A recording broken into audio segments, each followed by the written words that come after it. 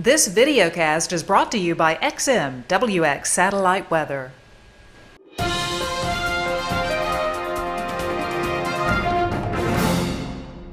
Hello everyone, this is Paul Bertorelli. I'm Editorial Director of AVweb. We're at NBAA 2008. I'm here at Executive Airport with my colleague Russ Niles, who's Editor-in-Chief of AVweb. We're wandering around here on the static display looking at what's being set up.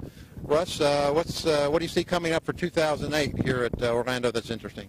Well, we always look for the big unveils, and the two big unveils at Orlando this year are the Cessna Columbus mock-up and the Learjet 85 mock-up. Learjet 85 mock-up, we've never seen anything on the Learjet 85. It's a brand new project announced less than a year ago. We actually have already had a tour of it. We'll be showing you that video a little later in the show. Columbus mock-up has been around for a couple of years, but they've been listening to their customers and clients and figuring out refinements to the mock-up, and that'll be unveiled shortly, and we'll have a full video on that. But you know, we're used to the big unveils and the big announcements.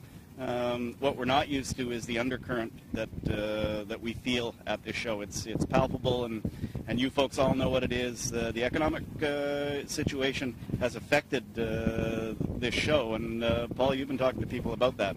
Yes, I have. Definitely there is concern here about the economy and the credit crisis.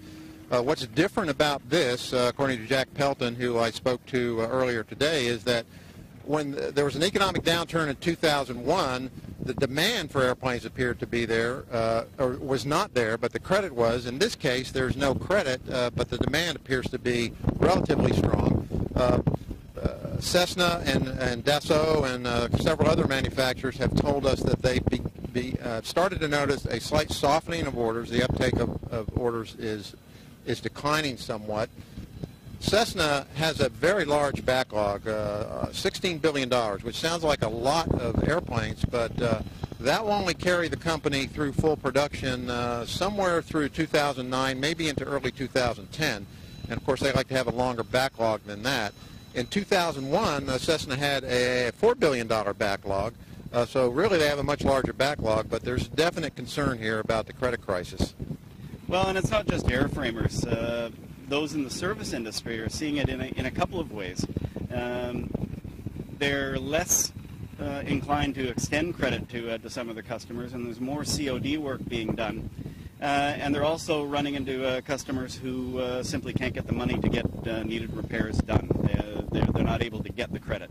Nonetheless, just looking over the schedule for tomorrow, there are some new introductions here, not so much major aircraft, but the technological introduction of that seems to be popular these days is synthetic vision, which is making more inroads as a standard feature in many of these business jets, and also head-up displays. We're looking at two of those. We'll be reviewing those later in the week, along with more product introduction and interviews with newsmakers in business aviation.